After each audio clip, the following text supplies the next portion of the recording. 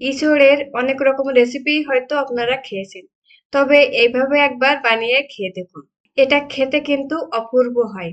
খুবই কম সময়ের ভিতরে ঘরে থাকা সামান্য কিছু উপকরণ দিয়ে কিভাবে ইচোর চিংড়ি করেছি সেটাই আজ আপনাদের সাথে শেয়ার করব। প্রথমে কাঁঠালটা আমি এরকম ছোট ছোট পিস করে কেটে নিয়েছি। পিসগুলো বেশি বড় না আবার বেশি ছোটও না, এমন ভাবেই কেটে নিয়েছি। এবার একটা বড় পাতিলে পরিমাণ মতো জল গরম করে নেব। এর ভিতরে দিয়ে দিচ্ছি হাফ চামচ লবণ আর হাফ চামচ হলুদ। তারপর এর ভিতরে দিয়ে দিচ্ছি কেটে রাখা ইঁচড়। মিডিয়াম টু লো হিটে 4 থেকে 5 মিনিটের মতো এই ইঁচড়গুলো আমি সিদ্ধ করে নেব। এতে করে ইঁচড়ের প্রায় 50% সিদ্ধ হয়ে যাবে। 4 থেকে 5 মিনিট পর ইঁচড়গুলো যখন সিদ্ধ হয়ে গেছে, তখন একটা ঝাঁঝরি আতার সাহায্যে জল ঝরিয়ে আমি ইঁচড়গুলো উঠিয়ে নিচ্ছি। এবার একটা কড়াইতে পরিমাণ মতো সাদা তেল দিয়ে দেব।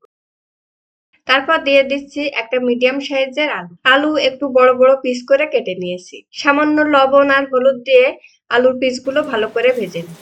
2 থেকে 3 মিনিটের মতো এই আলুগুলো আমি ভেজে নিয়েছি। তারপর আলুর কালারটা যখন একটু চেঞ্জ হয়ে আসবে তখন আলুগুলো উঠিয়ে নিচ্ছি। ইচা চিংড়ির এই রেসিপিতে আমি এখানে হাফ কাপের মতো ছোট চিংড়ি মাছ নিয়েছি। এবার চিংড়ি মাছগুলো তেলে ভেজে নেব। 1 থেকে 2 মিনিটের মতো এই চিংড়ি মাছগুলো ভেজে নেব। তারপর চিংড়ি মাছগুলো যখন একটু লালচে হয়ে আসবে তখন তেল ঝরিয়ে চিংড়ি মাছগুলো উঠিয়ে নিচ্ছি। এখন এই তেলে দিয়ে দিচ্ছি সিদ্ধ করে রাখা ইঁচড়। ইঁচড়টাও আমি 4 থেকে 5 মিনিটের মতো ভেজে নেব। এই ইঁচড়টা ভেজে নেওয়ার কারণে ইঁচড় চিংড়ি রেসিপিটা খেতে কিন্তু বেশি ভালো হয়। 3-4 মিনিটের মতো ইঁচড়টা আমি ভেজে নিয়েছি। তারপর এটা আমি উঠিয়ে নিচ্ছি।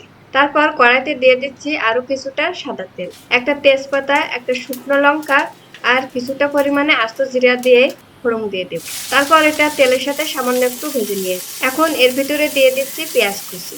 পেঁয়াজটাও আমি একটু লালচে করে ভেজে নেব। তারপর এর সাথে দিয়ে দিচ্ছি 1 চামচ রসুন বাটা, 1 চামচ আদা বাটা, 1 চামচ শুকনো লঙ্কা বাটা, হাফ চামচ জিরা গুঁড়া, হাফ চামচ হলুদ গুঁড়া, হাফ চামচ লবণ। এবার সামান্য জল দিয়ে মশলাটা আমি ভালো করে কষিয়ে। আপনারা যারা আমার চ্যানেলে নতুন তারা প্লিজ আমার চ্যানেলটা সাবস্ক্রাইব করবেন আর পাশে থাকা বেল আইকনটা ক্লিক করে দেবেন। এতে করে আমার চ্যানেলের নতুন নতুন সব ভিডিও সবার আগে আপনার কাছে পৌঁছে যাবে। আর যারা আমার চ্যানেলটা সাবস্ক্রাইব করছেন তাদেরকে অসংখ্য ধন্যবাদ। 5 থেকে 6 মিনিটের মতো মশলাটা ভালো করে কষিয়ে নিয়েছি।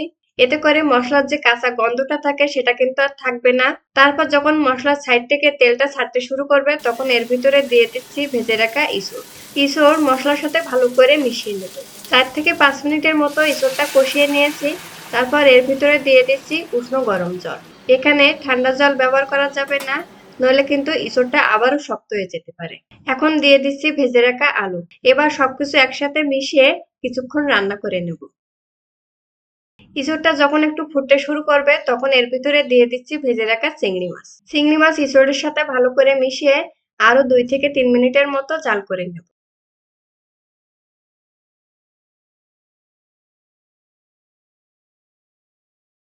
এবার এর ভিতরে দিয়ে দিচ্ছি 3-4টা মতো কাঁচা লঙ্কা আর হাফ চামচ লবণ, আর দিয়ে দিচ্ছি হাফ চামচ মতো গরম মশলা।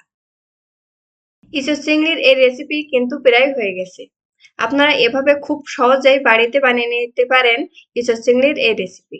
এটা খেতে কিন্তু সত্যিই অসাধারণ হয়। আপনারা বাড়িতে অবশ্যই একবার হলেও ট্রাই করে দেখতে পারেন এই রেসিপি। ভিডিওটা ভালো লাগলে লাইক, কমেন্ট, শেয়ার করার অনুরোধ রইল। ভালো থাকবেন, সুস্থ থাকবেন। দেখা হবে নতুন আরো একটি রেসিপিতে।